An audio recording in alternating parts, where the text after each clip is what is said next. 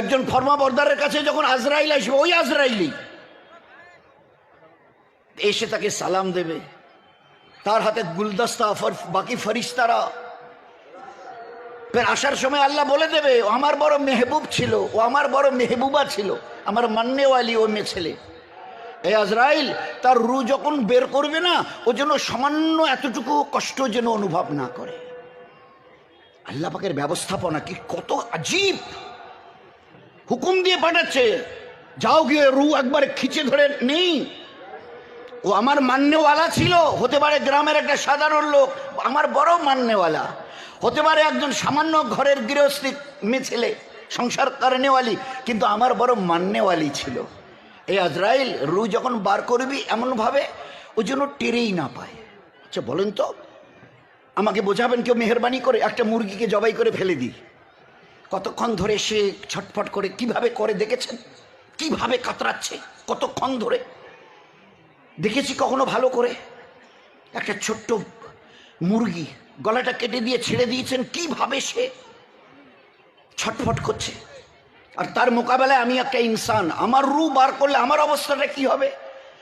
কিন্তু আল্লাহর প্যারা নবী বলছেন, যখন তুমি মান্যওয়ালা হবে, ফরমা বরদার হবে, আল্লাহর পাকের মান্যওয়ালি হবে, তো তোমাকে দুনিয়াতে যখন নেবার জন্য আজরাইল আসবে, আল্লাহ পাক হুকুম করবে, খবরদার এতটুকু জন্য কষ্ট না পায়। আচ্ছা কিভাবে রু বার করা হবে? আল্লাহর নবী সাল্লাল্লাহু আলাইহি সাল্লামের হাদিসের আমি সারাংশ বলছি, দুটো হাদিসের। এক রাওয়ায়াতের মধ্যে এসছে, মায়ের কোলে বাচ্চা মায়ের স্তন পান করতে করতে করতে করতে এমনভাবে মায়ের কোলে ঘুমিয়ে পড়ে যে মা আস্তে করে তার বুক থেকে বাচ্চাকে আলাগ করে বিছানায় শুইয়ে দিয়ে কাজে চলে যায়। বাচ্চা টেরেই পায় না কখন আমার পেট ভরে গেছে, কখন আমি ঘুমিয়েছি, কখন আমাকে আমার মা তার বুকের থেকে আলাগ করেছে, ও কিছুই বলতে পারে না। ওইভাবে তোমার রুকে বার করা হবে। যেমন বাচ্চা কিছুই বুঝতে পারেনি কখন আমার পেট ভরেছিল, কখন আমার মা তার বুক থেকে আমাকে জুদো করেছিল। তো ওইভাবে দ্বিতীয় হাদিসে পাকের মধ্যে এসছে, মেয়েরা আটা খিমার করে, খুমার বলি আমরা, তো বলছে যে ওই আটার খুমারের মধ্যে যদি একটা চুল ঢুকে থাকে, চুল, তো আপনি এক সাইডে ওর মাথাটা ধরে আস্তে করে টানতে থাকুন, এমনভাবে বেরিয়ে আসবে, আটারও কোনো নড়চড়ে নেই, কিচ্ছু না, আস্তে করে বেরিয়ে আসবে। আল্লাহর নবী বলছে ওইভাবে তোমার রুকে বার করা হবে, ওইভাবে তোমার রুকে বার করা হবে। আর যদি তুমি এই জমিনে ইতরানেওয়ালা হও, এসেছো তার ইচ্ছায়, চলেছো নিজের ইচ্ছায়, there are two types of to pass our life. দুটো রাস্তা আমাদের জীবনকে কাটাবার, একটার নাম রব চাহি আর একটা দ্বিতীয়টার নাম মন চাহি। রব আল্লাহকে বলা হয়, তিনি রব্বুল আলামিন, সারা জগতের পাল্লেওয়ালা। তো দুটো জীবন ব্যবস্থা আমাদের সামনে, পুরুষ হই আর মা বোন হই। একটা হচ্ছে রব, আমার আল্লাহ, যিনি আমাকে মেহেরবানি করে সৃষ্টির সেরা মানুষ করে পাঠিয়েছেন, তার ইচ্ছা মতো যদি চলি। আর দ্বিতীয় একটা, আল্লাহর জমিনে আল্লাহর মেহেরবানিতে দুপা নিয়ে, দু চোখ নিয়ে, কান জবান সব কিছু নিয়ে, দিল দেমাগ সব কিছুকে নিয়ে এসে এখানে যদি নিজের ইচ্ছায় চলি, একটা রব চাই, একটা মন চাই। তো কেতাবের মধ্যে একদম পরিষ্কার এসছে, রব চাহি চলনেওয়ালা। শুনে নাও কান খুলে, দুনিয়াতে তোমার ইজ্জতের আর হেফাজতের সীমা থাকবে না, সীমাহীন ইজ্জত আল্লাহ দেবে। যেখানে এখানেই থাকো, আর আমেরিকায় আল্লাহ তোমার হেফাজতের জিম্মা নিয়েছেন, আল্লাহ তোমাকে হেফাজত করবে। ও আল্লাহু খায়রুন হাফিজা। তুমি বলো আল্লাহর চাইতে বড় হেফাজত করেনেওয়ালা কে আছে আসমান আর জমিনে? যেদিন তুমি এই দুনিয়া থেকে বিদায় নিয়ে আজরাইল এসে ওইভাবে ফের কবরে যাবে, তো জান্নাতের বিস্তরা, কেয়ামতের মাঠে উঠবে, তো ফরিস্তারা একটা ওই রকম সফেদ উট পাখা লাগানো নিয়ে সিধা আল্লাহর আরশের ছায়ায় কেয়ামতের মাঠে যখন তুমি ওখানে তোমাকে নামানো হবে না, উটের পিঠ থেকে নামানো হবে, পাখা লাগানো, ও উটের পাখি যেভাবে ডানা থাকে উড়ে যায়, ওইভাবে উড়ে চলে যাবে। তোমাকে বরকে যেভাবে সাজিয়ে গুজে বরযাত্রীর লোকেরা বাড়ি থেকে নিয়ে মেয়ের বাড়িতে নিয়ে যায়, ওইভাবে কবর থেকে তোমাকে তুলে মোবারকবাদ দিতে দিতে তোমাকে হাসরের ময়দানে পৌঁছানো হবে।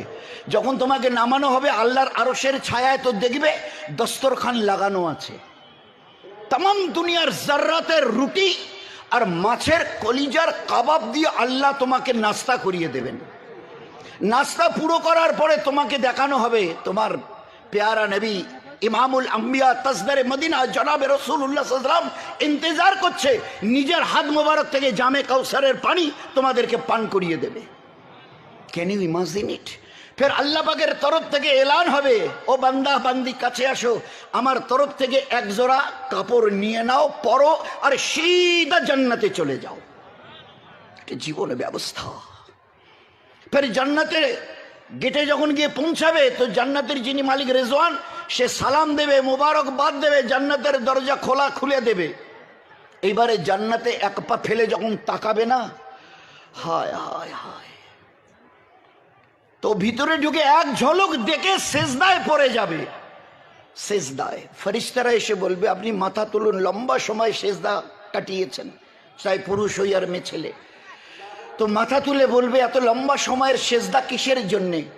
তো বলছে, আমি আঙ্গুলে গুনা 20, 30, 40, 50, 60টা বছর আল্লাহর সামান্য একটু ইবাদত করেছি, আর এখানে এসে যে নিয়ামত দেখছি আমি তো চিন্তাও করতে পারছি না যে আমার আল্লাহ আমার জন্য এত বড় ভারী নিয়ামত এখানে ব্যবস্থা করে রেখেছেন। হুর গিলমান, বিল্ডিং, বালাখানা, দুধের মধুর, পবিত্র শরাবের ঠান্ডা পানির নহর, আজীব ইন্তজাম, আজীব বিল্ডিং, এক একটা সোনার ইট, সোনার একটা ইটের উপর। সে জান্নাত কি হবে, কেমন বিল্ডিং হবে, শুধু কোরআনে কারিমে আল্লাহ বলেছেন, ও মাসাকিনা তাইয়্যিব, ও জান্নাতের বিল্ডিং। কলেমা পড়েছো? বলে হ্যাঁ। কি ও কি কলেমা কেমন? বলে কলেমায়ে তাইয়্যিব, পাক ও পবিত্র কলেমা। তো বলে তোমাদের জান্নাতে যে বিল্ডিং দেওয়া হবে, ও মাসাকিনা তাইয়্যিব, ও বিল্ডিং বড় পাক ও পবিত্র হবে, সেটা পাক ও পবিত্র বিল্ডিং হবে। এই দুবাইয়েরও হোস্টেল নয়, দুবাইয়েরও 160 তলা, ও দুবাইয়েরও 160 তলা বিল্ডিং নয়। একটা ওর পাশ দিয়ে যদি একটা কুকুর যেতে থাকে না, তো কুকুরদের একটু অভ্যাস ওইরকমই থাকে, ও যেতে যেতে যেতে যেতে একটা পাতুলে পেশাব করে দিয়ে চলে গেল। তো জান্নাতে ও কোনোদিন কুকুর দেখাই পাবে না, থাকবেই না, তো পেশাব করে নাপাক করবে কি করে? আল্লাহ ওই জন্য বয়ান করেছেন, মাসাকিনা তাইয়্যিব, পাক ও পবিত্র বিল্ডিং সেখানে তোমাদেরকে দেয়া হবে। এখানে দুবাইয়ের ওই 160 তলা বিল্ডিং এর এক একটা করে রুমের ভাড়া, সন্ধ্যায় গিয়ে ঢুকবেন আর সকালবেলা বেরিয়ে এসে তালাটা বন্ধ করে চাবিটা এনে ওনাদের অফিসের টেবিলে রেখে দেবেন। ভাই বিল কত হয়েছে? তো বলে 18.5 লক্ষ টাকা। এক একটা রুমের ভাড়া কত ভাই? আর বলেন না কত? আর এটা আমি বাস্তব ঘটনা বলছি আপনাদের, রূপকথা বলছি, শোনাচ্ছি না, নাটক করছি না। এক একটা রুমের ভাড়া একটা রাতের জন্য 18.5 লক্ষ টাকা। কি আছে ওতে?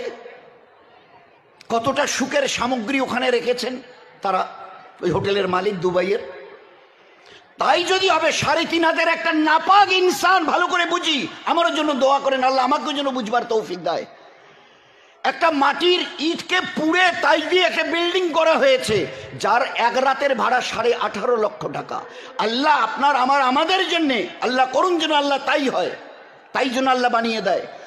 ও জান্নাত, যে জান্নাতের বয়ান করতে গিয়ে বলছেন যার বিল্ডিং পর্যন্ত পাক ও পবিত্র থাকবে, তাহলে সেই জান্নাতের বিল্ডিংটা কেমন হবে বলুন না, কেমন হবে? আল্লাহ বয়ান করছে হুর, তোমরা চিন্তা করতে, আজ পর্যন্ত কোনো ইনসান তো দূরের কথা, কোনো ফেরেশতা পর্যন্ত হুরকে হাত লাগানো, আঙ্গুল দিয়ে টাচ করা তো দূরের কথা, তারা চোখেও দেখেনি।